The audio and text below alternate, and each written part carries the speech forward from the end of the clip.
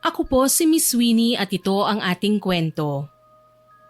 Ano ba, Kyle? Mahal mo ba talaga ako o hindi? Bakit hindi mo magawang sakyan ng mga trip ko? Naririnig mo ba ang sarili mo, Sheena? Gagastos tayo ng malaki dahil sa pinabibili mo sa akin. Tapos sasabihin mo, trip lang. Wala kang konsiderasyon. Ayaw mo man lang ba ako pagbigyan? Alam mong marami tayong gastusin. Lalo na't malapit ka ng mga anak. Nag-iisip ka ba? Mukha bang wala akong utak, Kyle? Ano, talagang nakahanda ka ng guluhin ng pagsasama natin?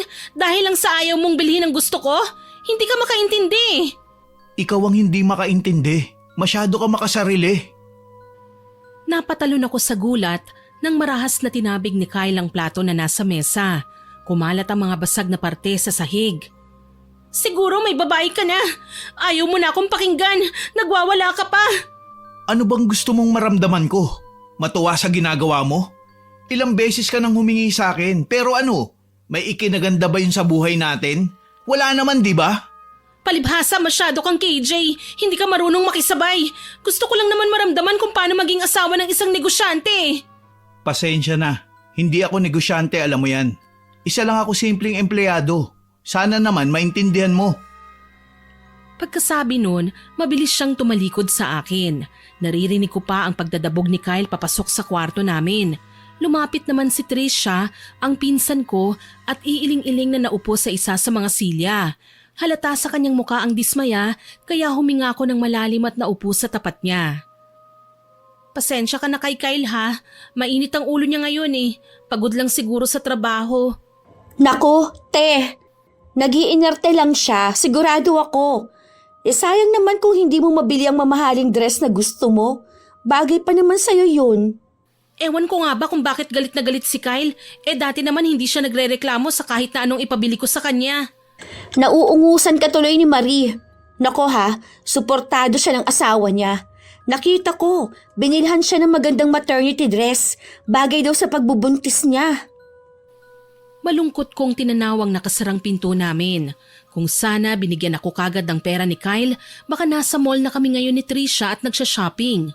Hindi ako likas na gastador, pero sa tuwing nakikita ko ang kapitbahay naming si Marie na may mga bagong gamit, naiinggit ako. Oo nga po pala, Miss Winnie.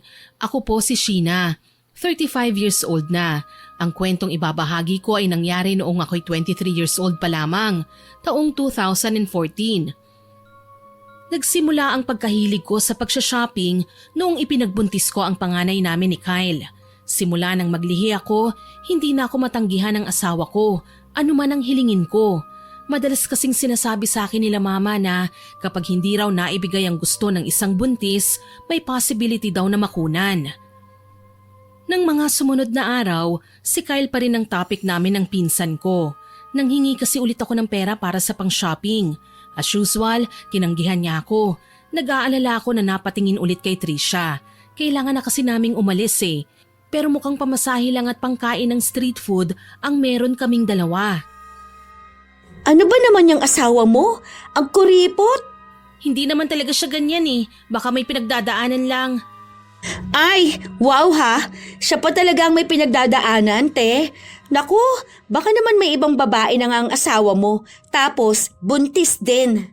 Mabait si Kyle, Trisha. Mahal niya ako. Tsaka bakit ka ba ganyan magsalita? Para naman ikaw ang may asawa. Ikaw talaga, kung ano-ano na lang pumapasok dyan sa isip mo. Ate, naninigurado lang ako. Alam mo naman na kaya nasira ang pamilya ko dahil may kabit si tatay. Huwag mong hayaang mangyari din yun sa'yo. Magkaibang sitwasyon natin, Trisha. Hindi ako lolokohin ni Kyle. Malakas kong sambit tsaka tumayo. Dinampot ko ang bag ko na nasa mesa. Aalis na lang kami kahit barya lang ang pera ko. Wala akong allowance. Sinundan ako ni Trisha hanggang sa labas ng bahay. Uy, te, saan ka pupunta? Magpapahangin, san pa nga ba? Hindi rin naman ako makakapag-shopping eh. Titingin na lang ako ng magagandang sale sa mall. Teka, sasama ako. Alangan namang ikaw lang ang pumunta doon, no? Titingin-tingin lang tayo ha, wala akong pera. Oo na, alam ko. Takot kasi maglabas ng pera ang asawa mo. Umalis nga kami ng bahay at nagpunta sa kilalang mall sa bayan. Gusto kong maiyak habang pinagmamasdan ang ilan sa mga mag-asawa na masasayang nagsha-shopping. Buti pa sila, suportado ng mga mister nila. Samantalang si Kyle, ang daming iniisip. Kapag sinabi kong may nagustuhan akong damit sa tindahan, ang dami nang sinasabi. Puro na lang siya reklamo. Kaya nga siya nagtatrabaho para maibigay ang mga gusto mo, hindi ba? O bakit ngayon, ganyan na siya magsalita? Para bang ikaw ang problema sa pagsasama ninyo? Basta, mas malakas ang kutob ko na may babae si Kyle. Kailangan ko lang siyang mahuli. Yun lang naman ang dahilan kung bakit siya nanlalamig sa akin eh. O sige, kalma na. Ang mabuti pa, maupo na muna tayo. Kanina pa tayo lakad ng lakad eh. Teka, hindi ba't ang kapitbahay natin yun? Talaga? Nasaan? Ayun o, nasa loob ng butik. Sosyal pati damit pambuntis sa mamahaling store pa binibili. Oo nga, hindi kagaya mo. Branded nga, pero kadalasan galing sa ukay. Napakalaitera mo talaga ano? Sana maranasan mo rin ang pait na pinagdaraanan ko ngayon. Hay nako te, huwag ka nang umasa. Wala akong balak mag-asawa. Kakainin mo rin ang lahat ng sasabihin mo balang araw. Inirapan ako ni Trisha at nauna nang pumasok sa butik. Sinadya niyang pumili-pili sa mga nakahanger na damit hanggang sa tuluyan na nga kaming makalapit kay Marie. Kapitbahay ko ang babae, Miss Winnie. Kagaya ko, buntis din si Marie at sa pagkakaalam ko, nasa 6 hanggang 7 na ang tiyan niya. Hi, Ate Marie! Hello, nandito pala kayo. Oo, ate. Namimili kami ng magagandang maternity dress para kay Ate Sheena. Talaga? Pareho pala tayo. Ako may 2 nang napili eh. Heto oh. Nakatingin ako sa damit na pinili niya. Bawat isa sa mga yon nagkakahalaga ng 4,000 pataas. Ang mahal naman. May sinasabi ka, Sheena? Ay wala, sabi ko lang maganda ang damit. Oo naman, gusto lang ng asawa ko ang best para sa amin ng baby niya. Siya rin ang nagturo sa akin ng butik na to eh.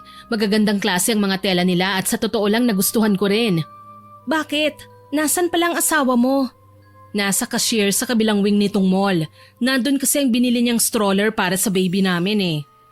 Wow, handang-handa na kayo no? Oo naman, kapag lumabas na si baby, wala na kaming time para bumili ng mga gamit. Mas kailangan na kasi naming i-focus ang atensyon namin sa sanggol. Nakaramdam na naman ako ng inggit dahil sa sinabi ni Marie. Lahat na lang ng gusto niya, sinusunod ng asawa niya. Samantalang ako, ni diaper at lampin, hindi pa nga kompleto. Sa bagay, tama ka. Kailangan kasi personal na piliin ang gamit para sa baby eh. Hindi pwedeng basta na lang nating ipabili sa iba yun ano? Akala ko ba mamimili ka na? Iwan ko na kayo ha at babayaran ko lang to ha? Sige. Bye, Ate Marie! Kumaway lang sa amin si Marie at tinalikuran na kami. Kaagad nawala ang ngiti ko sa labi at napalitan ng inggit habang tinitignan ko siya sa malayo. Maganda si Marie, Miss Winnie. Mas lalo pa siyang naging blooming nang magbuntis. Samantalang ako, kahit bagong paligo, dugyot ng tignan sa paningin ng iba. Huy, te, natulala ka na dyan. Halika na, umalis na tayo. Saan tayo pupunta? Umuwi na tayo, Trisha. Nawalan na yata ako ng gana na mamasyal eh. Halika na, please. Napilitang sumunod sa akin si Trisha kahit na alam kong ayaw pa niyang umuwi. Wala siyang choice. Hindi na siya pagbubuksan mamaya ng pinto dahil hindi na nagbubukas si Kyle sa mga kasama namin sa bahay kapag late nang umuwi. Kabisado ko na kasi ang style ni Trisha kapag gumala eh. Parang ako lang din nung dalaga pa ako. Halos umagahin na sa kalalakwat siya. Pagdating namin sa bahay, kumakain ng mag-isa si Kyle sa kusina. Tumingin siya sa akin nang makita niya akong papalapit sa lababo. Maliwanag ang mukha ng asawa ko kaya siguro hindi mainit ang ulo niya. Si Trisha naman, dumiretso muna sa kwarto niya para magbihis. Kumain ka na ba? Hindi pa, wala akong pera kahit pang food court man lang eh. Pasensya ka na kung wala akong maibigay sa'yo ngayon ha. Gipit pa kasi tayo, Sheena. Naiintindihan kita, pero naiinis lang ako sa'yo. Ang ibang mister, parang prinsesa kung alalayan ng mga asawa nila. Samantalang ako, hindi na nga nagpapaalalay, hindi mo pa mabigyan ng konting kaligayahan. Pag-aawayan na naman ba natin to? Hindi ako naghahanap ng away, Kyle. Na-disappoint lang ako. Akala ko kasi susuportahan mo ako sa lahat ng gusto ko eh. Yun na nga ang punto ko. Alam mo naman na hindi tayo mayaman eh. Lalong hindi kalakihan ang ipon natin. Kailangan natin mag-budget, Sheena. Hindi naman natin kailangan bumili ng mga gamit na hindi talaga natin kailangan. Ang sabihin mo, baka nga kasi may iba kang pinagkakagastusan. Alam mo, pagod ka lang. Pagod din ako. Ayoko nang makipagtalo sa'yo. Sambit ni Kyle tsaka iniwan akong mag-isa sa kusina. Hindi ko na napigilang umiyak. Galit ako pero hindi ko alam kung kanino ko ibubunton. Ewan ko ba, Miss Winnie? This past few days, medyo hindi ko maintindihan ang sarili ko. Ang bilis kong magalit. May mga pagkain ako na hindi ko sinasadyang mag-crave kahit hindi ko naman talaga sanay na kainin. Tapos hindi lang ako mapagbigyan sa gusto ko, nagtatampo na ako ng sobra. Alam ko naman na karamihan sa naging pag-aaway namin ni Kyle, ako talaga ang dahilan. Ang gusto ko lang kasi maintindihan niya ako. Malungkot akong pumasok sa loob ng kwarto namin. Hindi na ako kumain ng hapunan. Si Kyle naman nauna nang natulog, plakda pa nga sa kama. Makalipas ang ilang araw, hindi kami nagpansinan ni Kyle. Sinadya kong wag siyang kibuin. Ang ma-pride kong asawa, ganun din ang ginawa. Kaya naman mainit ang ulo na lumabas ako ng bahay. Naisip kong maglakad-lakad sa labas. Hinabol ako ni Trisha. Te, saan ka pupunta? Magpapahangin lang ako sa labas, Trisha. Ikaw na munang bahala sa bahay Sige, mabuti na din yung nakakapag-exercise ka. Isara mo ang pinto, may susi naman ako. Yun nga ang gagawin ko.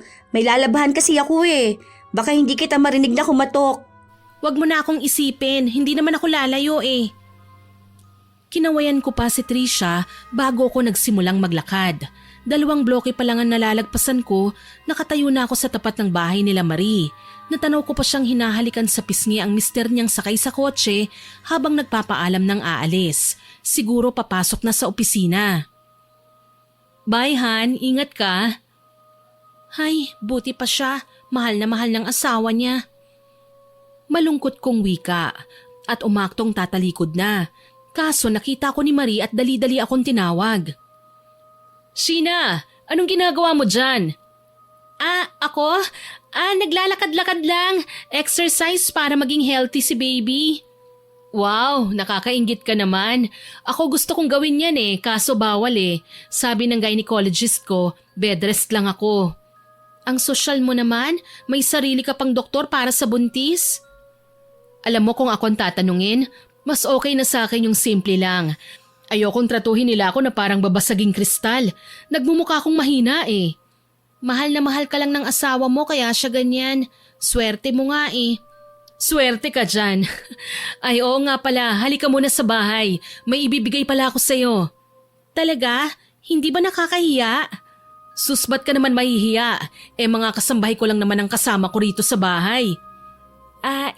Sige. Halika na. Hinawakan pa niya ako sa kamay tsaka kami magkasamang pumasok sa bahay ni Marie. First time kong makapasok doon, Miss Winnie. Hindi naman kasi kami magkaibigan talaga ni Marie Bale nagtatanguan lang kami kapag nagkakasalubong sa kalsada. Namangha ako sa ganda ng interior ng bahay nila. Halatang ginastusan hanggang sa kaduluduluhan ng kisame.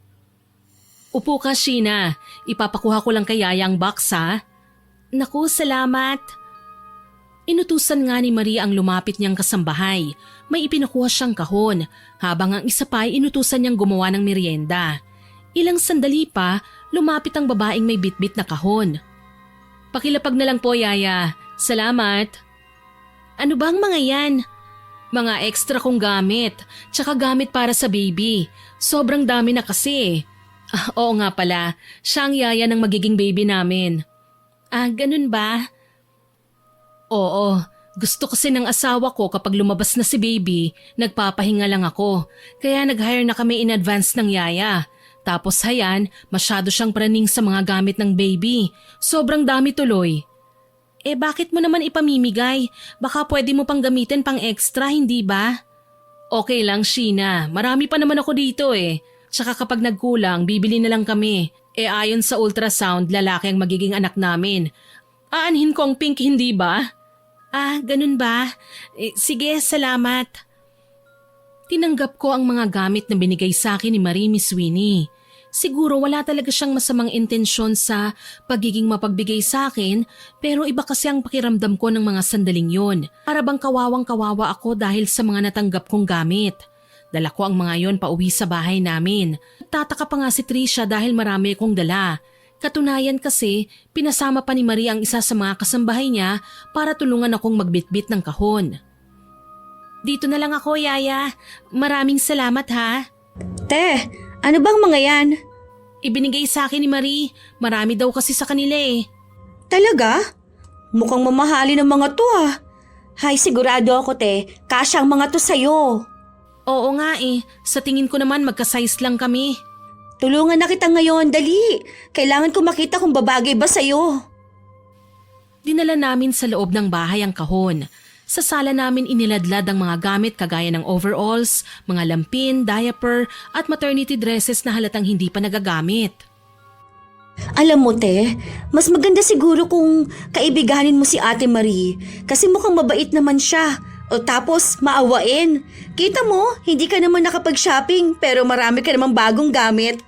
Hindi naman ako mukhang kawawa, ano?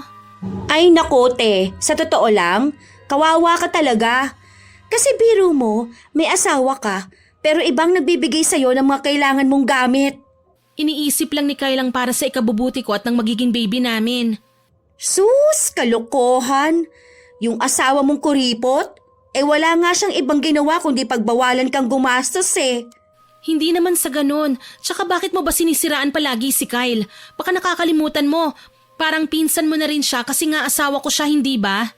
Ate, hindi naman ako magsasalita ng hindi maganda tungkol sa kanya kung nakikita kong pinahahalagahan ka niya. Naaalala mo ba nung naglilihi ka pa? Hindi ba?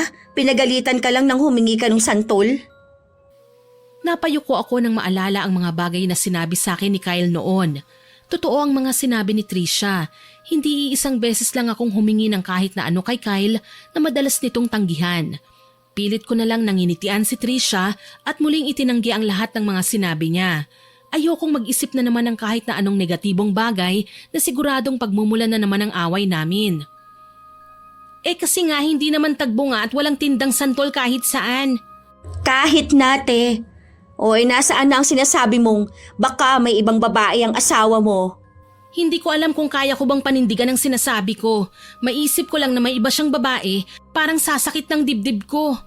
Hay nako, basta pinagsabihan na kita, huwag masyadong mapagtiwala dyan sa asawa mo. Sige ka, baka umuwi kang luhaan.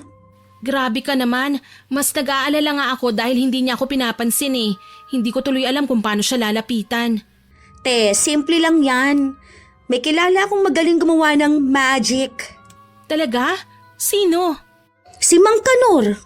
Isang magaling na babaylan at mangkukulam. Ano? Sigurado ka ba? Oo nga te. Ilang beses ko na siyang nasubukan no. Saka legit siya te. Murang singil. Problem solved ka kaagad kapag lumapit ka sa kanya. Nababaliw ka na ba? Bakit ko naman ipapakulam ang asawa ko? Ate naman, nagdududa ka kamo hindi ba? O di pwede nating i-request kay Mang Kanor na igawa ka ng orasyon o ritual para bumalik sa iyo ang pagiging galante niya. Baka mamaya mas lalo kaming magkagulo ah. Wala ka bang tiwala sa akin, ate? Huwag kang mag-alala. Di ba sabi mo, hindi ka pinapansin ni Kuya Kyle? Simple lang ang gagawin ni Mang Kanor. Mga ilang orasyon lang. Promise, bukas na bukas din, magiging malambing ulit sa iyong asawa mo. Hindi. Kailangan ko munang mapatunayan na may iba nga siyang pinagkakabisihan. Ayoko naman na basta na lang siyang ilapit sa mangkukulam. Ewan ko sa'yo, te. Nagtatampo ko sa asawa mong hindi ka naman sinusuyo. Malamang, may babae na yon. Ano pa bang ibang rason kung bakit siya nagiging mailap sa'yo? Alam mo, lalo tuloy akong naiinggit kay Marie eh. Mukhang faithful naman ang asawa niya. Tapos, galante pa at madalas siyang ipamili ng kung ano-ano. Papayag ka ba, te? Na puro ka nalang inggit at panlulumo. Basta, hayaan mo na lang muna akong pakiramdaman ng mga nangyayari. Hindi pa naman kami nag-uusap ni Kyle eh. Sus, ang sabihin mo, marupok ka. Maiwan na nga kita muna rito. Kailangan kong iligpit ang mga gamit na to eh. Naku, umiiwas ka, ate. Ang dami mong sinasabi. Angil ko tsaka dinampot ang iilang damit na laman ng box. Hindi ko yun kayang buhatin dahil malaki na ang tiyan ko kaya babalik-balikan ko na lang ang iba. Kinagabihan, napatitig sa akin si Kyle. Kalalabas ko lang galing sa banyo. Suot ko ang isa sa magandang maternity dress na binigay sa akin ni Marie. Mukhang mamahalin ang damit mo, Sheena. Saan galing yan? Binigay sa akin ni Marie. Maganda ba? Si Marie? Ang kapitbahay natin? Oo, nagkita kami kanina habang nasa labas ako at nagpapahangin. Mabait si Marie. Hindi siya madamot. Tama ka, hindi nga siya madamot. Pero nakita mo naman kung gaano kagalante ang mister niya sa kanya, no? Mayaman sila. May magandang trabaho. Kayang bumili ng kahit na ano ang asawa niya. Samantalang ikaw, Sheena, wag mo nang ituloy. Hindi mo alam kung ano ang pinagdadaanan ko para lang makaraos sa araw-araw. Please naman. bakit ba kapag tungkol sa paghingi ko sa'yo ng perang pag-uusapan umiiwas ka? Ano ba talaga ang problema mo? Wala akong problema. Ang gusto ko lang, maging maayos ang pagbubuntis mo. Hindi natin kailangan ng maraming gamit dahil may mas importante pa tayong kailangang isipin kaysa dun. Palagi naman hindi ba? Hindi ka marunong mag-isip ng ikagagaan ng buhay natin. Mas gusto mo maging komplikado tayo palagi. Ikaw lang naman ang nag-iisip ng ganyan eh. Pinaliwanagan na kita pero hindi ka makaintindi. Dahil tinitipid mo ko. Yan ang hirap sa'yo eh. Naiinggit ako sa ibang tao dahil mahal na mahal nila ang asawa nila. Habang ikaw, puro ka na lang trabaho. Ni hindi mo nga ako mabigyan man lang ng pera para makabili ako ng diaper. Bakit kailangan mo pang bumili ng diapers? May inihanda naman na tayo ah.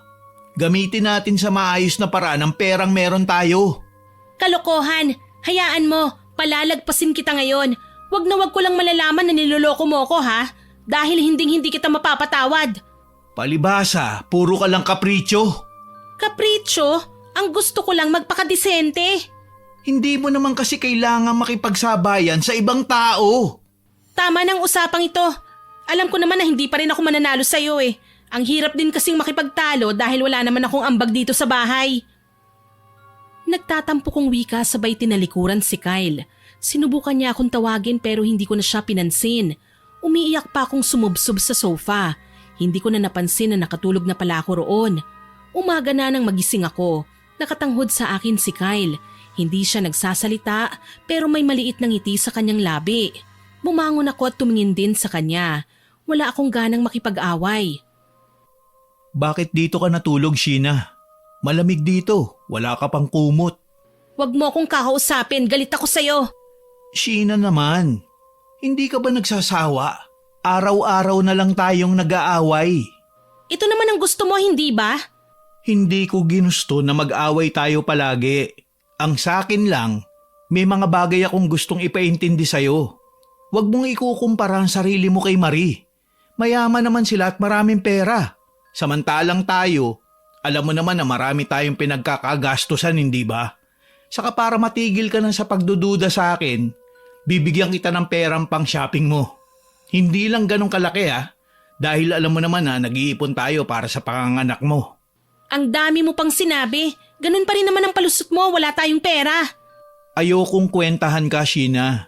Pero isipin mo, sa ospital pa lang, may babayaran na tayo makapanganak ka lang ng maayos. Tapos panggatas pa ni baby, vitamins at pagkain.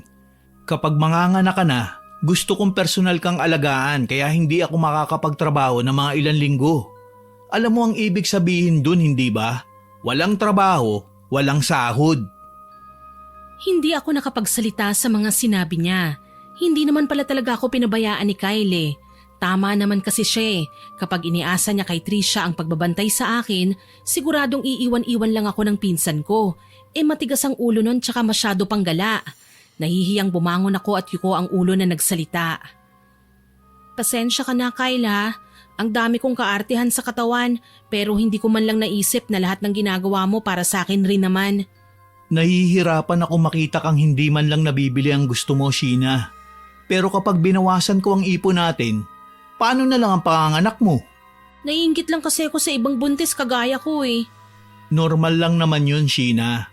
Pero ang pakiusap ko lang, Hindi kasi natin kaya makipagsabayan sa kanila. Pasensya na ha, kung ito lang muna ang kaya kong ibigay sa ngayon. Sige na, hindi mo na kailangang mag-explain. Naiintindihan kita. Sorry rin kung masyado akong naging demanding ha. Huminga ng malalim si Kyle at may inilabas na ATM card tsaka iniabot sa akin.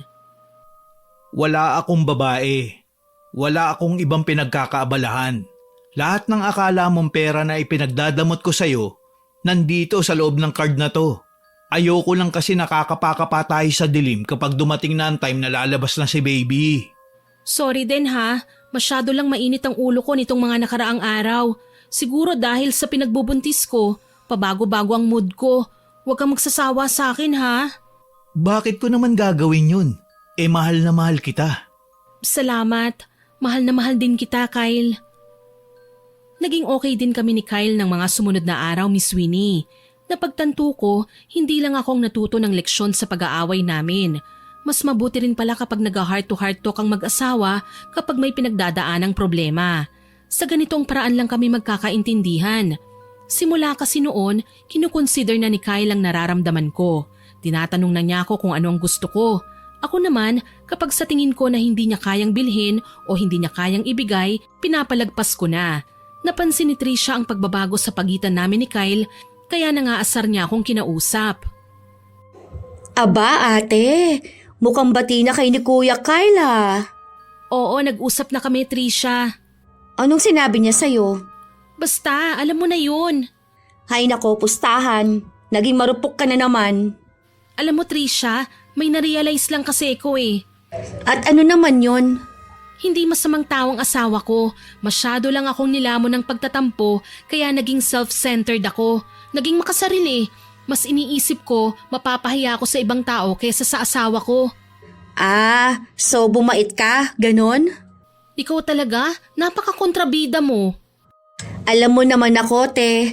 Kung anong gusto mo, doon din ako. Kahit patawagin akong konsentidor ng ibang tao, wala akong pakialam. Ang ayoko lang yung nakikita kang nasasaktan. Alam ko naman yun eh, kaya huwag kang mag-alala. Okay na ako na simple lang.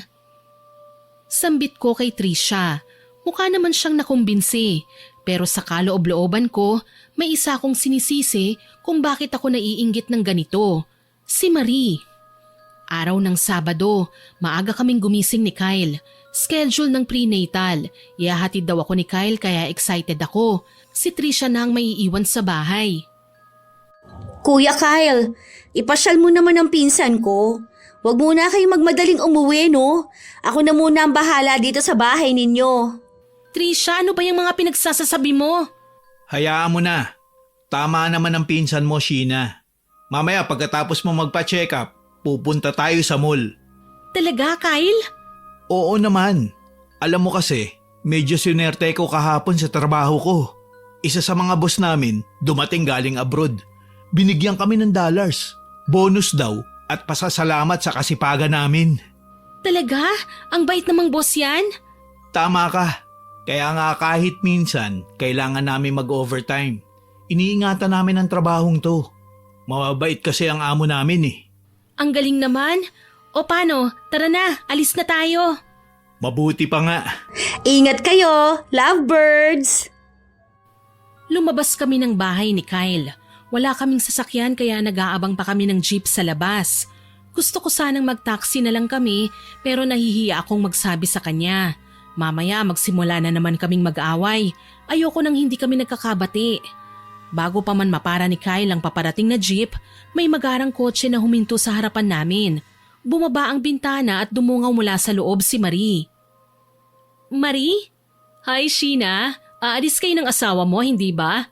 Halina kayo, sumabay na kayo sa amin. Idadrop na lang namin kayo kung saan kayo pupunta. Halika na, Kyle. Kaibigan ko naman si Marie eh.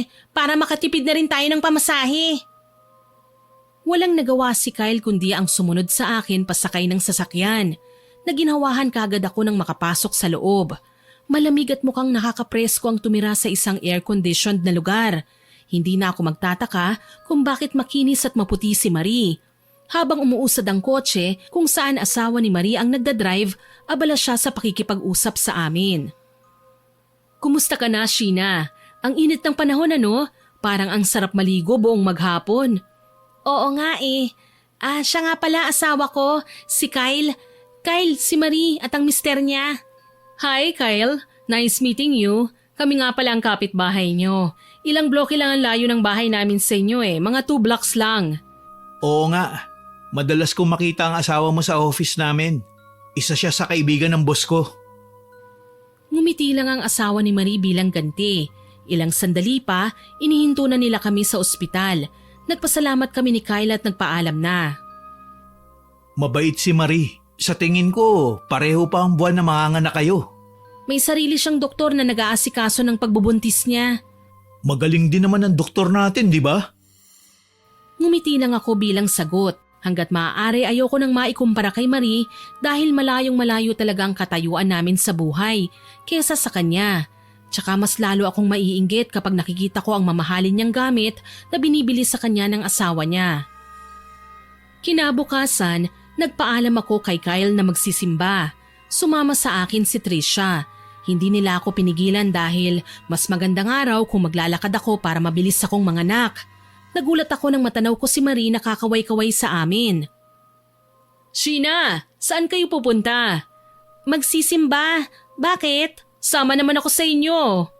Te, mukhang sosyalin yan. Mamaya aalagaan pa natin siya kapag nainitan. Naku, hindi naman. Hindi ba sabi mo bed rest ka? Oo sana Kaso lang binigyan na ako ni Doc ng vitamins para mas maging matibay ang kapit ni baby. Okay lang daw na maglakad-lakad ako minsan. Ganun ba? Oo, kaya sama ako sa inyo ha? Sige. Wala akong nagawa nang sumama nga sa amin si Marie. Sumakay kami ng taxi para pumunta sa simbahan. Panay ang taas ng kilay ni Trisha na sinasaway ko naman pero nagbago rin ang reaksyon ng pinsan ko nang makitang si Marie pa ang nagbayad ng taxi. In fairness, mabait naman pala. Sabi ko naman sa'yo, hindi ba? Ikaw lang tong masyadong maraming reklamo Pero hindi ko pa rin siya gustong maging kaibigan. Hay naku, bahala ka nga. Halika na, sumunod na tayo kay Marie at baka hanapin niya tayo. Naging okay naman ang pagsisimba naming tatlo. Nilibre pa kami ni Marie sa restaurant kaya tuwang-tuwa si Trisha. May pagka-plastic din talaga ang pinsan ko Kahit ayaw niya sa isang tao, basta pinakain siya o nilibre, talagang hindi siya tumatanggi. Mabusog lang. Iba naman ang nararamdaman ko para kay Marie. Alam kong mabait siya, galante. Pero may mga pagkakataon pa rin na hindi ko maiwasang mainggit sa kanya. Para kasing kaya niyang gawin ang lahat nang walang umaangal sa kanya. Gusto kong maging kagaya niya. Gusto ko nga siguro malamangan pa siya Kaya naman naging obsesyon ko na ang mapalapit kay Marie. Kinaibigan ko siya. Inalam ang mga bagay-bagay tungkol sa kanya. Kung minsan, nagagaya ko pa nga ang pagiging mahinahon niya. Masasabi ko lang, effective yon na strategy para maging maayos ang trato naming mag-asawa sa isa't isa. Isang araw, kinausap ako ni Trisha. Ate, mukhang nagiging close na kayo ni Maria. Bakit mo naman nasabi? Madalas ka na kasing pumunta sa bahay niya Tsaka ang dami niyang binibigay sa'yo. Oo, sobra naman daw kasi yon sa pinamili ng asawa niya Sus, parang ang bait niya naman kung halos lingguhan ka niyang bigyan ng bagong gamit. Hindi mo ba nagigets ang ginagawa niya? Anong ibig mong sabihin? Pinamumukha niya sa'yo na may pera siya at mas mayaman siya sa'yo. Natigilan ako sa sinabi ni Trisha. Hindi ko nga alam kung bakit masyadong mapagbigay sa akin si Marie. Bakit napakabait niya, gayong hindi naman kami magkaano-ano. Muli kong inalala ang mga usapan namin noon nung minsang makapamasyal ako sa bahay niya. Ang dami mo namang baby bottles, Marie. Mukhang mamahalin pa. Gusto mo ibigay ko na sa'yo ang 3? Para naman may branded kang gamit. Talaga? Naku, ang bait mo naman. Di ba sabi nga nila, kapag marami ang blessings, kailangan nating i-share sa mga nangangailangan? May mga hinanda naman akong baby bottles Hindi nga lang mamahalin kagaya ng sayo. Alam mo kasi, Sheena, ibang mister ko. Gusto niya ang best para sa baby namin. Ganon din naman ako Bumalik ang alaala ko sa present time nang itaas ni Trisha ang kamay niya at iwinagayway sa harapan ko. Naiinis na kinuha ko ang kamay niya at nakasimangot na tinignan si Trisha. Ilayo mo nga sa akin yan. Natulala ka na kasi, te. Ano na naman ba ang iniisip mo? Gusto ko lang kasing maging kagaya niya. Hindi naman siguro masama yun. Sige, naandyan na tayo sa gusto mong maging kagaya niya. Pero habang tumatagal, nagmumukha ka ng kawawa. As in. Hindi naman sa ganon, Trisha. Naisip ko, bakit hindi ko nalang tanggapin ang mga binibigay sa akin ni Marie? Kung makakalibre naman ako, hindi ba? Nagmumukha ka ng nanlilimos, ate. Hindi ko na talaga gustong nakikita kong awa sa mukha niya kapag inaabutan ka ng mga gamit. Alam mo, naiisip ko, para kang nasunugan na binibigyan ng ayuda. Hindi ko man sinagot si Trisha sa naging komento niya, totoo akong naiinis sa mga sinabi niya sa akin. Nainsulto ko lalo na at mataas pa naman ang tingin ko sa sarili ko. Hindi ko man lang napansin na nagmumukha na nga akong pulubing nanlilimos sa mga gamit na meron ng kaibigan kong mayaman. Dito na nagsimula ang lihim na galit na nagsisimulang mabuo sa aking kalooban. Sa tuwing nagkikita kami ni Marie, palagi na lang akong naiirita. Bawat magagandang gesture niya sa akin, binibigyan ko ng masamang kahulugan. Sa katunayan, nagkasalubong kami ni Marie sa grocery store isang araw. Nag-crave ako ng pizza, kaya lumapit ako sa isang pizza stall para mag-order. Dito na ako nilapitan ni Marie. Uy, Sheena, mabuti at nagkita tayo. Mag-isa ka lang ba? Oo, Marie. May kailangan pa kasi akong bilhin eh. Malapit na rin ang kabuanan mo, hindi ba? Hindi ka dapat naglalakad ng ikaw lang, Sheena. Paano kung mapaanak ka sa daan ng wala sa oras? Kaya ko naman ang sarili ko eh. Naku, kahit na. Alam mo, hindi na ako iniiwan ng asawa ko sa mga oras na to. In fact, nasa labas na siya at naghihintay sa akin. Ah, ganun ba? Ang asawa ko nasa trabaho pa eh. Si Trisha naman may inaasikaso, kaya ako lang mag-isang nandito. Worried talaga ako sa'yo, Sheena. Nakakapagod nga itong sitwasyon ko kahit may nakabantay pa sa akin eh. Ikaw pa kaya? Alam mo, sumabay ka na sa akin. Halika na. Wag na, Marie. May iba pa kasi akong pupuntahan eh. Talaga? Pwede kitang ihatid. Salamat na lang ha. Ayoko rin kasi na makaabala pa sa inyo. Kung ganon, hayaan mo na lang ako na bayaran ko ang pizza mo. Bago pa man ako makaangal, sinusuklian na si Marie sa binayaran niyang pizza. 2 slice lang ang binili ko pero dinagdagan pa niya ito ng 1 box. Siya naman bumili na rin ng 2 box ng pizza. O hayan, treat ko na sa'yo. O paano, mauna na ako ha? Ayaw mong sumabay eh. Sige, salamat. Bye. Kumaway na lang ako kay Marie at nginitian siya. Pero nang sa tingin ko ay malayo na siya, naging seryoso na ang reaksyon ng mukha ko. Hindi ko gusto ang ginagawa ni Marie habang tumatagal.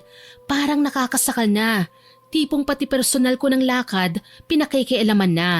Tuloy mainit ang ulo ko nang dumating ako sa bahay. Napansin ako kagad ni Trisha na noon kalalapag lang ng niluto niya sa mesa. Te, bakit nakabusangot ang mukha mo? Para kang nakakita ng kaaway sa kalye ah. Naiinis ako, Trisha. Oh, bakit naman? Ano nangyari sa lakad mo? Hayun, okay na sana eh. Kaso dumating si Marie. Umastang Santa Claus doon sa grocery store. Yun, sabi ko na nga sa'yo, di ba? Habang tumatagal, hindi ko na nakikita ang magagandang katangian niya. Feeling ko talaga, kinakawawa ka lang ng babaeng yun, te. Palibasa, marami siyang pera. Ayokong magmukhang tapunan ng mga gamit na ayaw na niyang pakinabangan. Ano bang gagawin ko? Ipakulam mo kaya si Marie? Naku, hindi siya palalagpasin ni Mang Kanor. Hindi ba delikado yan? Tuturuan lang naman siya ng leksyon ni Mang Kanor na no. Hindi naman siya papatayin. Sapat lang para ma-realize niya na hindi lahat ng bagay umiikot sa mundo niya. Baka magkasala ako niyan ah. Yan kasi ang hirap sa'yo, te. Sobrang bait mo. Ngayon pa lang, nakukonsensya ka na. Paano ka pa niyan magpapakulam? Tsaka na lang siguro kapag may ginawa na si Marie na talagang ikasasama ng loob ko. Ikaw ang bahala. Basta kapag ready ka na, sabihan mo lang ako. Nagpasalamat ako muli kay Trisha at nagpaalam na muna na magpapahinga. Halos 1 linggo rin ang lumipas nang maging bisita ko si Marie sa bahay. May dala siyang pagkain at iilang gamit para sa baby. Isa sa mga kasambahay niya, dala naman ang kuna na sa tingin ko ay bago pa.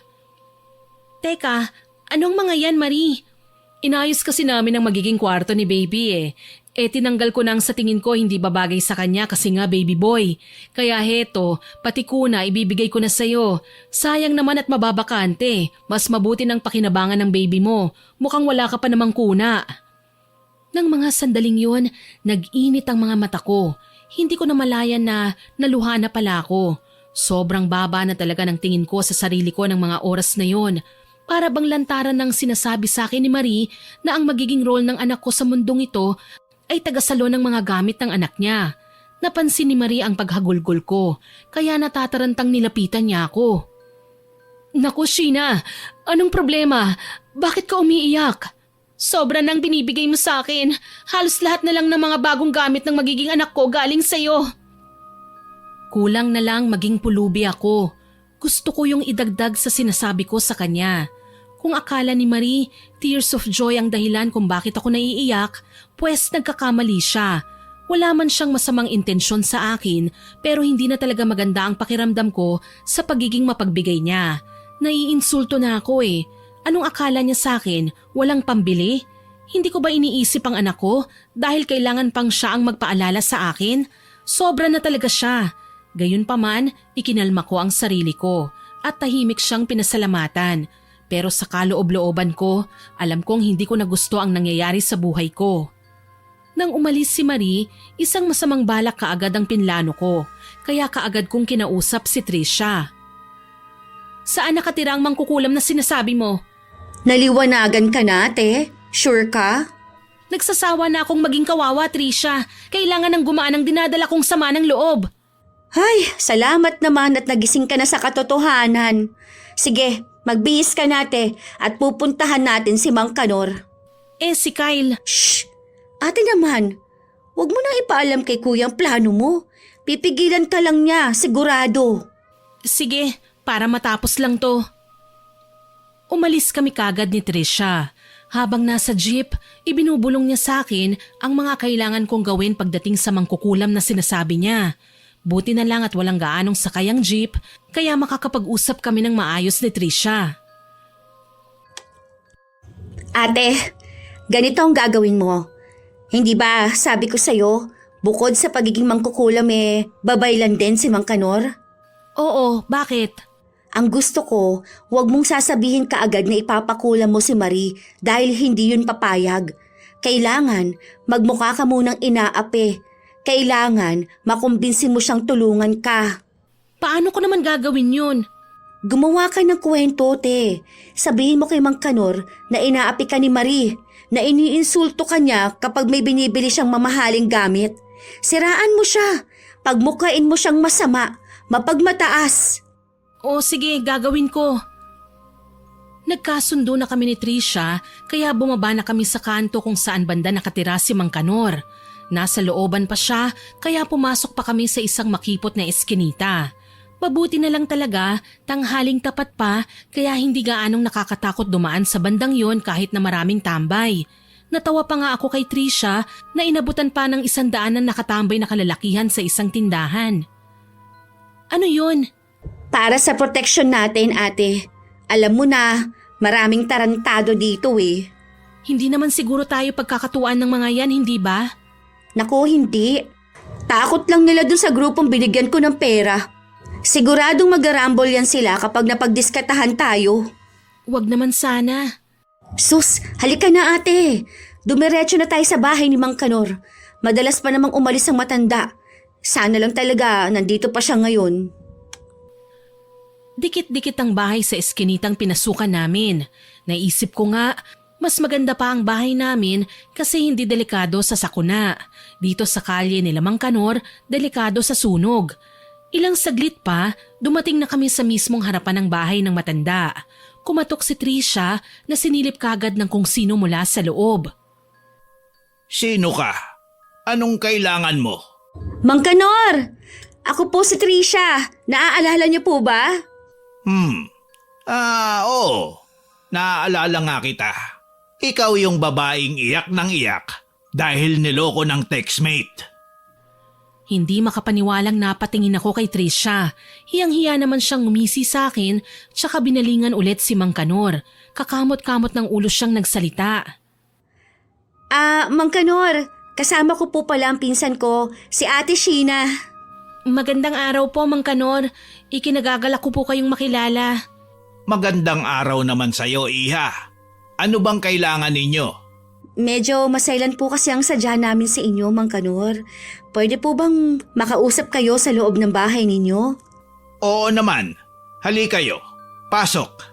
Salamat po. Halika na, ate. Natuwa ako nang buksan ni Mang Kanor ang kanyang pinto na may pagka-sliding door pala. Wala kasi itong bisagra pero tinalian lang ng lubid para magawang hilahin patagilid para bumukas. Pumasok kami sa loob ng maliit niyang bahay. Napatingin ako sa paligid. Maraming puon na nakapatong sa bawat sulok, nakilala ko naman ang karamihan. Sa tabi ng altar, may gitara na bulong pa sa akin ni Trisha kanina, ginagamit daw ni Mang Kanor sa panggagamot bilang isang babaylan. May isa naman siyang kwarto na may kurtinang kulay brown. Ilang buwan na rin yatang hindi nalalabhan. Maupo kayo, Iha. Ano ba kasing kailangan nyo sa akin? Sinamahan ko po ang pinsan ko dahil may ipapakonsulta siya sa inyo. Sige, Iha. Magsalita ka. Tumikhim ako tsaka inalala ang dahilan kung bakit ako nagpunta sa lugar na yon. Ilang sandali pa, bumalik na naman ang sakit, ang panliliit at pagkapahiya ko sa sarili. Malungkot akong humarap kay Mang Kanor at saka nagsalita. Gusto ko po sana kayong hinga ng advice, Mang Kanor. May kaibigan po kasi akong kagaya kong buntis Ano bang meron sa babaeng yun? Madalas niya po akong ipahiya sa mga kakilala namin. Pinagmumukha niya akong kawawa at nanlilimos ng mga gamit na galing sa kanya. Tsaka pinagsasabi pa niya ito sa iba. Mapagmataas ang babaeng ito kung ganun. Tama po kayo. Palagi niyang pinagmamayabang ang yaman na meron siya. Tapos halos ipagmayabang pa niya sa akin ang mga bagay na meron siya na hindi ko raw afford ang mga bagay na kaya niyang bilhin. Isa pa naman sa pinakaayaw ko ay ang mga taong mapagmataas at mayabang. Ayoko na po sanang pansinin si Marie pero hindi ko na po kaya ang pangmamaliit niya sa akin. Nasasaktan na ako.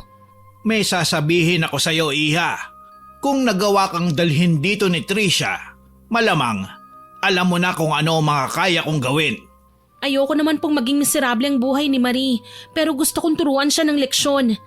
Huwag kang mag-alala. Tutulungan kita, Iha. Hindi ako papayag na basta na lang maging masaya ang mga taong mapang-api.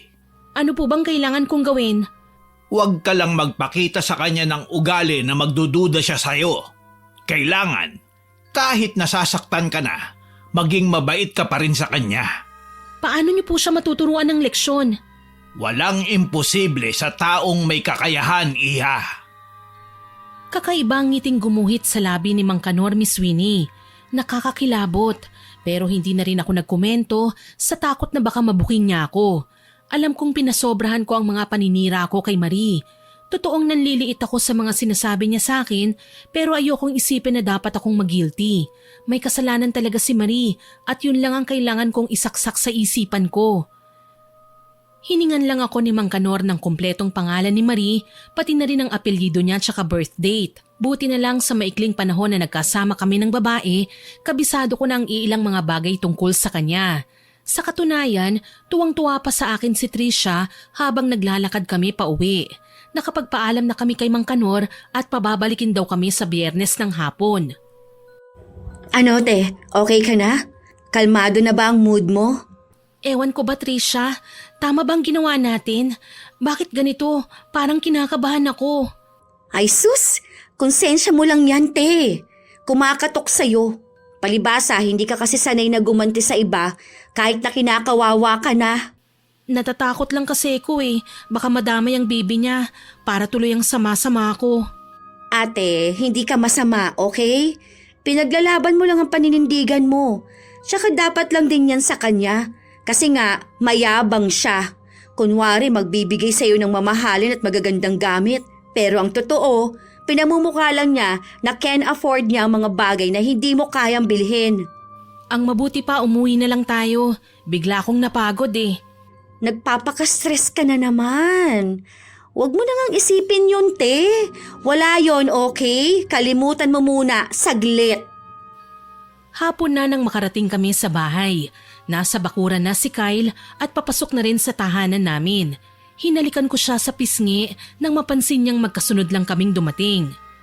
Oh, Sheena, saan kayo galing? Pasensya ka na Kyle ha, hindi ako nakapagpaalam sa'yo kanina eh. May pinuntahan lang kami ni Trisha. Bakit? Saan ba kayo nagpunta? Nagpunta lang kami dun sa May pinuntahan lang kaming tindahan na bilihan ng mga magagandang lampin, kuya. Bala ko kasing regaluhan ng lampin na magiging pamangkin ko. O kayo lang bang excited? Oo tama, doon nga kami nagpunta. Bakit parang namumutla ka? Okay ka lang ba? Oo naman, okay lang ako. Napapansin ko, palagi kang umaalis ng bahay. Huwag ka nang masyadong maglalalakad kasi diba kabuanan mo na. Baka mamaya niyan mga nakabigla sa kalsada. Hindi naman, nag-iingat naman ako eh. Ang mabuti pa, pumasok na tayo. Huwag ka na magluto Trisha. May dala akong pagkain. Talaga, kuya? Saan galing? Nakita ko kasi si Marie kanina. Nakaabang dito sa labas ng bahay natin. Wala kayo, kaya ako na lang ang kumausap sa kanya. Heto nga, may dala siyang ulam kasi birthday daw ng asawa niya. Hindi na raw siya nakapag-imbita kasi last minute na raw silang nagdesisyon na magse-celebrate.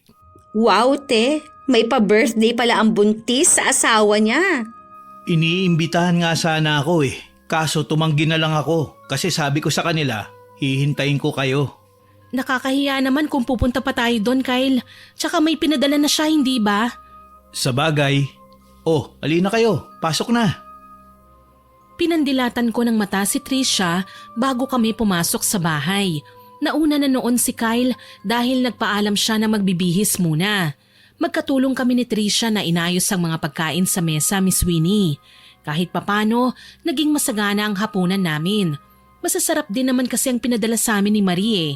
Ilan sa mga yon ay mga putahe na sa totoo lang hindi namin gaanong natitikman dahil nga may kamahalan at hindi basta-basta nabibili ang ingredients sa kung saan-saan. Ayos din pala maging plastic kung minsan. Nakakakain kasi tayo ng mga pagkain na hindi pa natin natitikman.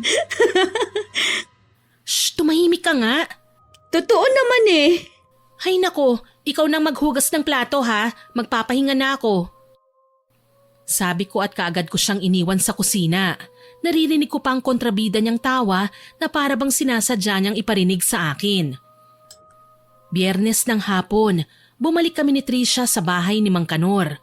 Nagulat ako dahil parang barong-barong ang style ng kwarto na pinasukan namin pagkarating namin doon.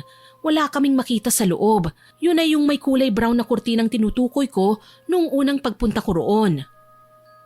Ang dilim naman po, Mang Kanor. Huwag kayong mag-alala. Nasa kadiliman ang lakas ng kapangyarihan ko. Kaya wala kayong dapat na ikatakot. Ibig ko pong sabihin, hindi po namin kayo makita. Sandali lang. Narinig namin ang tunog ng pagkiskis ng posporo sabay pagkalat ng liwanag sa paligid. Dito ko na nakita kung ano-anong klaseng garapon na may mga lamang insekto, mga palaka at ipis. May mga bubuyog at ahas. Gusto kong sumigaw sa takot, kaso lang pinigilan ako ni Trisha. Sisimulan na natin ang ritual. Kaya kailangan kong itanong kung itutuloy mo pa ba ang balak mo. Kapag nagawa na nating isumpa si Marie, wala na itong bawian pa, ha, Iha? Sige po, Mang Kanor. Itutuloy po. Mabuti kung ganun. Sa ngalan ng Ama, ng Anak, ng Espiritu Santo. Shh! Huwag ka magdadasal dito sa baluarte ko. At baka malamangan ng Panginoon ang orasyon ko. Mas makapangyarihan siya. Pwedeng hindi na magkabisa pa ang sumpa mo. Ate naman tumahimik ka na kasi.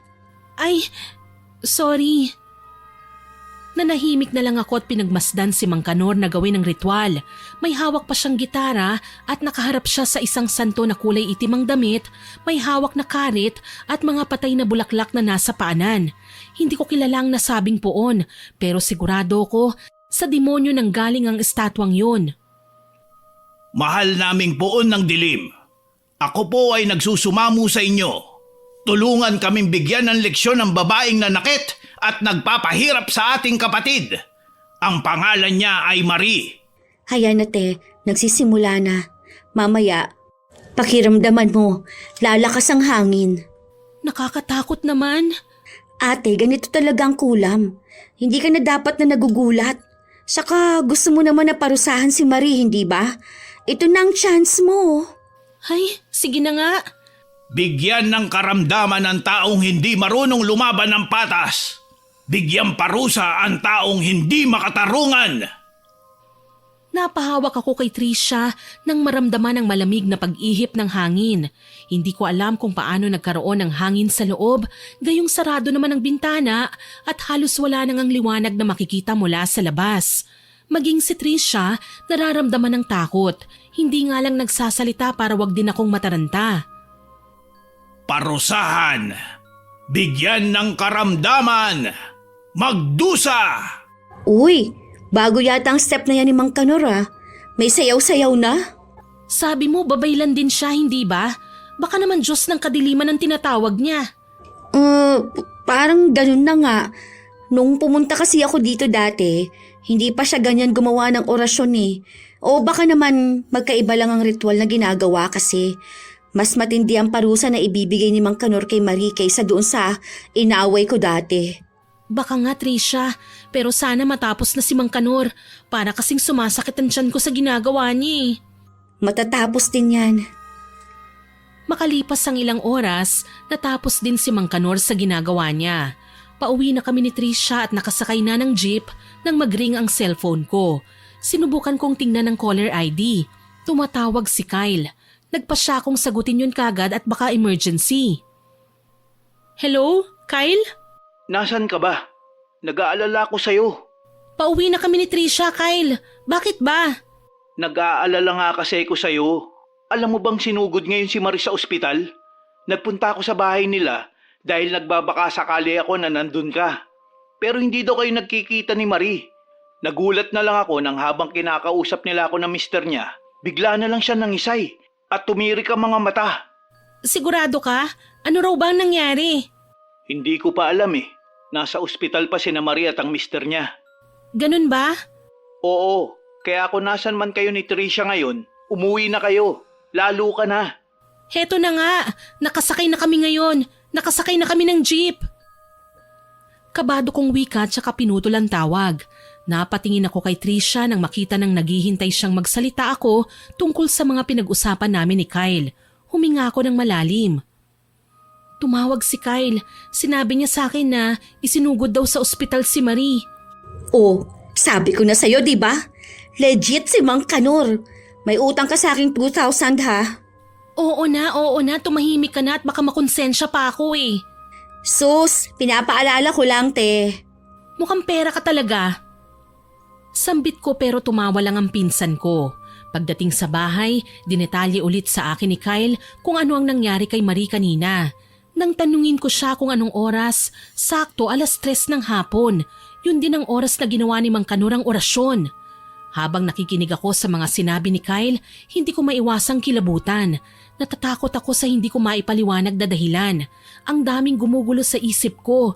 Naroong baka malaman ni Marie ang ginawa ko o baka ipakulam din niya ako. Kaya naman mas lalong sumama ang pakiramdam ko. Kyle, mauna na ako sa kwarto natin ha. Inaantok na kasi ako eh. Sige, magpahinga ka na muna. Bukas, dadalawin natin ang kaibigan mo. Nakakaawa naman si Marie. Mayaman naman siya. Kaya niyang ipagamot ang sarili niya kapag nagkasakit siya. Sheena naman, bakit ba ganyan ka magsalita sa kaibigan mo? Wala ka bang malasakit sa kanya? Baka naman nakalimutan mo kung gaano siya naging mabait sa'yo. Ikaw ang nagturo sa akin na maging praktikal, Kyle. Hanggat nakakatipid, kailangan natin gawin. Tapos ngayon, nagkasakit lang si Marie, gusto mo na siyang dalawin? Sabihin mo nga sa akin, baka naman siya ang babae mo. Ilang beses ko bang sasabihin sa'yo na wala nga akong babae? Nagulat ako sa biglang pagsigaw sa akin ni Kyle. Maski si Trisha na nasa kusina, napasilip sa amin. Ate, okay lang ba kayo? Asikasuhin mo na muna ang ginagawa mo dyan, Trisha. Kinakausap ko lang ang pinsan mo. Nagkibit balikat si Trisha at muling bumalik sa kusina. Masama akong tinignan si Kyle na noon, seryoso na namang nakatingin sa akin. Nararamdaman ko, mag-aaway na naman kami. Sa parti ko kasi, wala akong planong magpasensya sa kanya sa mga oras na yon. Hanggang kailan ka ba magsiselos ng walang sapat na ebidensya, ha? Bakit? Hindi ba totoo? Akala mo hindi ko napapansin? Kapag wala ako, malalaman ko na lang na nag-uusap kayo ni Marie? Bakit? Anong dahilan? Sumisigaw na ako kaya napasilip na naman si Trisha. Kita ko ang pag-aalala niya pero wala akong balak na tumigil. Kailangan kong ilabas ang bigat ng nararamdaman ko dahil kapag hinayaan ko to, alam kong ako mismo ang sasabog. Baka nga mas malala pa ang magawa ko. Kaibigan mo si Marie, Sheena. Bakit mo ba siya pinagdududahan? Ano ba nangyayari sa'yo? Ako ang dapat na nagtatanong sa'yo niyan, Kyle. Nag-aalala ka sa kanya. Bakit sa akin hindi ka ganyan? Nagigilty lang ako dahil madalas kanyang bigyan ng mga gamit. Ah, talaga? Sigurado ka yan ang dahilan? Huwag mo na akong lokohin, Kyle. Ang sabihin mo, kahit buntis na ako, nagkakagusto ka pa rin sa iba. Nakakainis lang kasi ang nagustuhan mo, malaki rin ang tiyan na kagaya ko. Hindi ko na hinintay pa ang mga sasabihin sa akin ni Kyle. Kaagad akong nag-walk out. Sa bakuran ako nakaramdam ng katahimikan. Hindi ko na napigilang umiyak ng umiyak, Miss Winnie. Hindi nila ako naiintindihan eh. Pasensya na rin sila kung hindi ko maiwasang ikumpara ang sarili ko sa iba. Para kasing mas importante kay Kyle ang ibang tao kesa sa akin eh.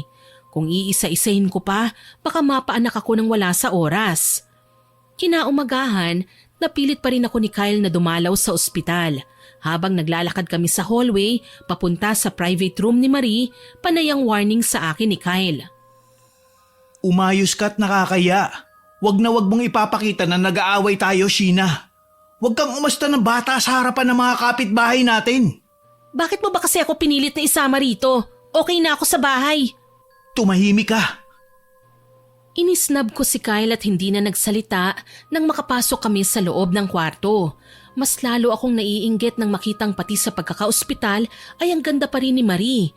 Sa katunayan, sinusubuan siya ng asawa niya ng hiniwang apples. Nagliwanag ang mukha ng babae nang makita kami. Sheena, salamat naman at dumalaw ka. Sorry, late ko nang nalaman ang nangyari sa'yo eh. Okay lang, hindi rin naman naging malala ang sitwasyon ko eh. Stress lang daw sabi ni Doc. Bakit ka naman mai-stress? Halos nasa iyo na nga ang lahat, hindi ba? Napansin ni Marie na medyo matalim ang pagkakasabi ko noon sa kanya. Hindi na rin ako nagtangkang ayusin pa o bawiin man lang ang sinabi ko. Naramdaman kong nanigas na naman si Kyle sa kinatatayuan. Pero maya-maya lang, tumikhim siya. Kaya naman ngumiti na rin ako ng pilit. Kailan ka raw ba makakalabas? Under observation pa kasi ko eh. Pero bukas daw, kung sa tingin ni Doc okay na ako, pwede na raw akong umuwi. Mabuti naman. Namiss ko na nga yung gumala sa bahay mo eh. Lagi ka namang wala kapag pinupuntahan kita. Ah, oo. Palagi kasi kung sinasama ni Trisha sa mga lakad niya eh. Hayaan mo kapag magaling na ako, tayo naman ang mamamasyal. Ah, sige pagaling ka. Sabi ko pero labas yun sa ilong. Hindi ko maiwasang mainis kay Marie. Lalo na kapag ngumingiti pa siyang tumingin kay Kyle. Naglalandian sa tingin ng dalawa at naiimbierna ako ng sobra. Salamat na lang hindi rin naman kami nagtagal kagad. Inihatid lang ako ni Kyle sa bahay tsaka siya nagpaalam na pupunta na sa opisina. Yun pa ang isa sa kinaiinisan ko eh. Talagang nagpapalate siya sa trabaho, madalaw lang si Marie. Gayon kapag ako ang nagkasakit, kinakamusta lang ako sa pagising ko pero aalis din kagad. Nang kami na lang ni Trisha ang nasa bahay, kinausap ko ang pinsan ko. Gusto tayong makausap ni Mang Kanor para sa follow-up ng pinapatrabaho natin sa kanya. Talaga? Kailan daw? Sa Martes naman. Sige, pupunta tayo. Kumusta naman ang kaibigan mo sa ospital? Hindi ko siya kaibigan, Trisha. Alam mo yan. Galit kong singhal sabay walkout. Nagkulong ako sa kwarto at nahiga sa kama. Ang gulo-gulo ng isip ko. Hindi ko tuloy na malaya nakatulog ako at nakarating sa mundo ng mga panaginip. Umalingaw-ngaw ang kulog sa kalangitan habang sumasayaw ang apoy ng mga kandila sa loob ng kwarto ni Mang Kanor. Nagtaka ako kung bakit nakarating ako roon. Nakaupo ako sa harap niya, hawak ang isang piraso ng damit na sa pagkakakilala ko, damit mismo ni Marie. Gusto ko pong mabawasan ang kayabangan ni Marie Mang Kanor, kahit konti lang. Hindi ko naman po gustong may mangyaring masama sa kanya eh. May matutunan man lang siya sa pagiging mapagmataas niya. Hindi sumagot si Mang Kanor. Tahimik lang siyang nagpapausok gamit ang insenso. Ang kulam ay hindi laruan, Iha. Kapag may tinamaan, may babalik. Ano pong ibig niyong sabihin? Tatamaan ng sumpa ang taong pinakulam mo sa akin. Pero kapag naramdaman ng sumpa na wala siyang kasalanan, babalik sa'yo ng kusa ang kulam. Ikaw ang magdurusa, Sheena. Ikaw ang mahihirapan. Natakot ako sa narinig pero nanaigang inggit ko. Hindi ko gusto ang mga papuri ni Kyle sa kanya. Ang mga palitan nila ng ngiti. Nagsiselos ako. Gusto ko silang patayin. Sa isang iglap, nakita ko na si Marie sa isang kama. Umuungol ang babae. Lumapit ako sa kanya at nagtaka siyang tinanong. Anong nangyayari sa'yo? Ang tiyan ko. Sobrang sakit. Ngumisi ako. Hindi yon normal na pananakit. Alam ko dahil may kinalaman ako. Hinawakan ko si Marie. Nanlalamig ang mga kamay niya. Nang mapatingin ako sa tiyan ni Marie, nagulat ako. Parang may kung anong gumagapang sa loob ng kanyang sinapupunan. Napasigaw na lang ako nang kasabay sa malakas na sigaw ni Mang Kanor ay ang pagkabutas naman ng tiyan ni Marie. Lumabas ang sanggol sa kanyang sinapupunan pero hindi ito normal na bata, kundi isang halimaw. Ang mas nakakatakot pa, ako ang punteriya niya. Wag! Nagising ako sa malakas na katok sa pinto. Nasa labas sina Kyle at Trisha. Mukhang kanina pa kumakatok. Halos manginig ako sa sobrang takot, lalo na't sariwa pa sa isipan ko ang panaginip ko. Pero hindi pa doon nagtatapos ang kalbaryo ko. Tumayo ako sa kama para sana buksan ang pinto para lang magulat nang makitang may sariwang dugo na pumapatak sa pagitan ng mga hita ko. Tulong! Narinig ko ang malakas na kalabog ng pinto sabay bukas. Naramdaman ko na lang na napasigaw si Trisha kasabay ng pagkataranta ni Kyle. Ilang sandali pa, binuhat na niya ako. Bilisan mo, Trisha! Tumawag ka ng taxi! Oo kuya, heto na. Hindi ko na namalayan ang bilis ng oras. Basta pagdating sa ospital, sinalubong ako kagad ng mga nurse sa emergency room. Nakikita ko si Kyle, mangiyak-ngiyak na binulungan ako. Sheena, kapit ka lang ha. Huwag kang bibitaw. Alam mo, nasa bingit din ng kamatayan ngayon si Marie. Hindi ko alam kung bakit sabay pa talaga kayo nagkaganito. Natahimik ako, naaalala ang mga naramdaman ko at ang nakikita kong problema ni Marie. Ilang sandali pa napaiyak ako. Naramdaman ko ang matinding paninigas ng tiyan, tuloy-tuloy na contraction at kasunod na nararamdaman ko pagputok ng panubigan ko. Ang baby ko, Kyle! Baka mapahamak ang baby ko! Shh! Huwag kang mag-alala. Hindi ka pababayaan ng Panginoon. Magdasal lang tayo. Hindi ko akalain na sabay kaming nagkaroon ni Marie ng komplikasyon, Miss Winnie. Nasa tamang katinuan ako. Kahit masakit ang tiyan ko, naririnig ko ang ingay na nangyayari din sa katabing delivery room. Umiiyak si Marie, pero hindi pa niya alam na nasa tabi lang niya ako. Naghihirap din na kagaya niya. Lord, kung may nagagalit man sa akin, patawarin mo po sila. Huwag mo pong idamay ang anak ko. Ayoko pong mawala siya sa akin. Huwag niyo naman pong hayaang may mangyaring masama sa kanya. Ako na lang. Namutla ako sa sinabi ni Marie sa kabilang room. Biglang pinisil ng konsensya ang puso ko. Ngayon, naalala ko ang lahat ng pinagsamahan namin. Ang kabaitan niya, ang pagtulong sa tuwing nagigipit ako, ang pag-alalay, kaya bigla akong napaiyak. Napansin ng nurse na umaasikaso sa akin ang pagkabalisa ko kaya hinaplos niya ako sa ulo. Yung nasa kabilang kwarto, muntik nang hindi umabot yung bata. Ano? Bakit daw? Pre-eclampsia ang nangyari sa kanya. Lumala ng sobra. Kailangan na nga daw na ilabas ang baby eh. Delikado ng blood pressure ng pasyente, sabi ni Doc. Kailangan siyang i-emergency C-section. Diyos ko! Ma'am, sinasabi ko lang to para hindi po kayo takutin ha. Kailangan ninyong lakasan ang loob ninyo dahil may sarili din kayong hinaharap ngayon na problema. Tulungan niyo po ako. Iligtas niyo rin po ang baby ko. Fetal distress ang nangyayari sa'yo. Lalabas ang baby ng mas maaga kaysa sa due date. Nanlamig ang kamay ko at naalala ang ritual na ginawa namin nila Mang Kanor. Pati na ang panaginip ko, kasama na ang mga sinabi niya na mas nagpabalisa sa akin. Biglang tumunog ang fetal monitor. Nanginig ako nang makitang biglang bumaba ang heart rate ng baby niya. Nagkagulo ang mga nurse. Narinig ko ang sigaw ng isa sa kanila. Kailangan nating stabilize ang bata! Yun ang narinig ko sa nurse. May problema rin ang baby ko. Dahil sa mga nangyari, napakarami kong napagtanto. Simula pa sa unang pagkakataon na nagdedemand ako sa asawa ko ng kahit na ano. Ako ang may problema, Miss Winnie. Hindi ako makontento. Inggitera ako. Nagselos ng walang dahilan. Sa pagkakataong yun, nanalangin ako. Hindi para sa sarili ko, kundi para sa dalawang sanggol na nadamay dahil sa kagagawan ko. Hindi ko na alam kung gaano ako katagal na nakatulog. Nagising na lang ako na nasa tabi ko si Kyle. Naiiyak pero nakangiting nakatunghay sa akin. Kyle? Sheena, salamat gising ka na. Kyle, sorry, kasalanan ko ang lahat. Ako ang dahilan kung bakit muntik nang mawala ang baby natin. Kasalanan ko. Shh, wag mong sisihin ang sarili mo. Stress ka lang daw sabi ng doktor. Kaya kailangan mo mag-preterm labor. Ang anak natin, nasan ang baby natin? Nasa ICU si baby. Napaanak ka nang wala sa oras, Sheena. 36 weeks pa lang siya. Kaya under observation pa siya. Diyos ko, kasalanan ko ang lahat ng ito. Napakasama ko. Kasabay ng pagsigaw ko, pagbukas naman ng pinto tsaka pumasok si Trisha.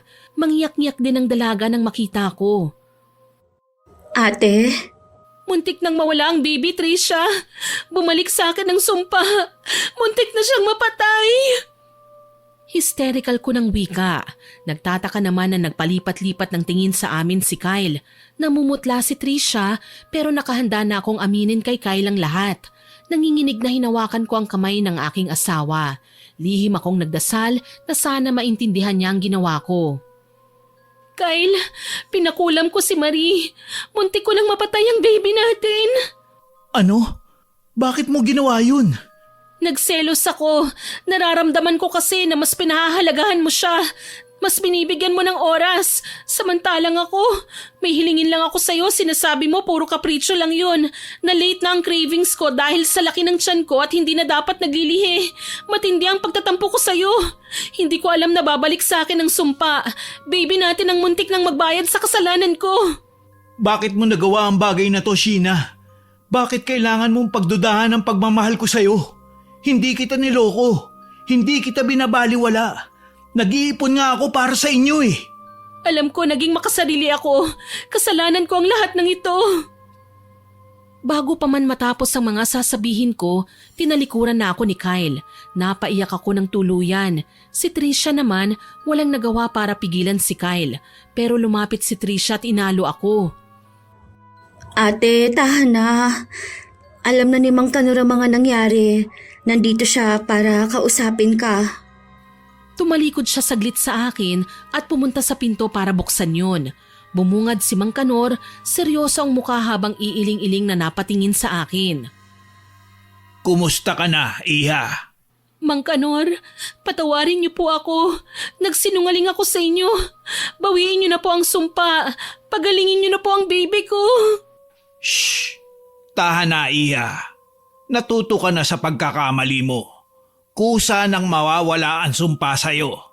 Nakakapanlumo lang isipin na ginamit mo pa ako para saktan ang isang inosenteng tao. Kaya pala lagi kong napapanaginipan si Marie. Dahil malinis ang buong pagkatao niya. Ikaw lang ang maruming mag-isip. Kaya gumawa ko ng ritual para padalhan ka ng mensahe sa panaginip. Sana po patawarin niyo ako, Mang Kanor. Hindi ko na po alam kung ano pang gagawin ko.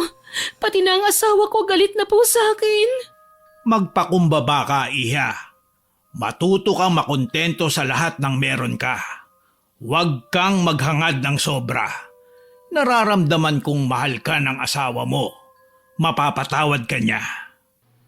Dahil sa mga sinabi ni Mang Kanor, mas lalo akong nalunod sa kahihiyan dahil sa pagkakatanto ko sa mga pagkakamali ko. Isang buwan ang matuling lumipas. Salamat sa Panginoon, okay na ang anak ko. Nakalabas na rin kami ng ospital. Balita ko, ligtas na rin si Marie at ang anak niya. Nagkabati kami ni Kyle at nangako kay Mang Kanor na magiging mabuti ng tao para sa anak ko. Naglalakad ako noon sa kalsada. Iniwan ko muna sa bahay si Trisha. Karga ko naman ang anak ko. Tinatahak namin ang daan papunta sa bahay nila Marie. Nanginginig ang kamay ko ng pindutin ng doorbell. Bumukas ang pinto at nakangiting sinalubong ako ni Marie. Maputla at medyo payat, pero nararamdaman ko pa rin ang kanyang kabaitan. Sheena, kumusta ka na? Salamat naman at napadalaw ka. Halika, pasok ka. Hi, baby. Napaluha ako nang halikan pa niya sa pisngi ang anak ko. Babae, may personalidad katulad ng kulay ng mga gamit na binigay niya sa akin. Marie, pasensya ka na kung ngayon lang ako dumalaw sa iyo ha. Sus, okay lang yon, ano ba? Para namang hindi tayo sabay na ospital. Oo nga pala, ninang ako ha? Oo naman, ninang rin ako ng baby mo ha? Ayan, totoong magkumari na tayo ngayon. Oo nga. Sabay pa kaming natawa pagkatapos. Hindi ko inamin kay Maria ang tungkol sa kulam. Hindi ko kayang sabihin sa kanya. Natatakot akong maranasan na naman ang consequences ng ginawa ko. Pero totoo na nagsisisi na ako at siguro babawi ako kay Marie sa pamamagitan ng gawa. May extra kaming baby clothes, baka magamit mo. Ay, nakangiti si baby oh. Ay, oo nga pala, anong pangalan ng baby mo? Maria, sinunod ko sa pangalan mo. Maria. Ang gandang pangalan ha. Alam mo bang pinangalanan kong Shane si little boy? Sinunod ko rin sa pangalan mo. Tuluyan na akong napahagulgol sa bayakap kay Marie. Napakabuti niya. Hindi man niya alam ang ginawa ko, naging mabait pa rin siya sa akin. Para na rin niya akong pinatawad ng walang hinihinging kapalit. Gumanti rin siya ng yakap sa akin, maliwanag ang kanyang ngiti na para bang pinagpapatuloy ako sa isang bagong umaga. Mula noon, naging mabuting magkumari kami ni Marie. Halos hindi mapaghiwalay ang mga anak namin hanggang ngayon. Napakalaking aral ang natutunan ko dahil sa mga nangyari. Napagtanto ko, ang inggit pala parang apoy. Kapag hinayaan ko itong magliyab, hindi lang ang mga kinaiinisan ko ang matutupok, kundi pati na ang buo kong pagkatao.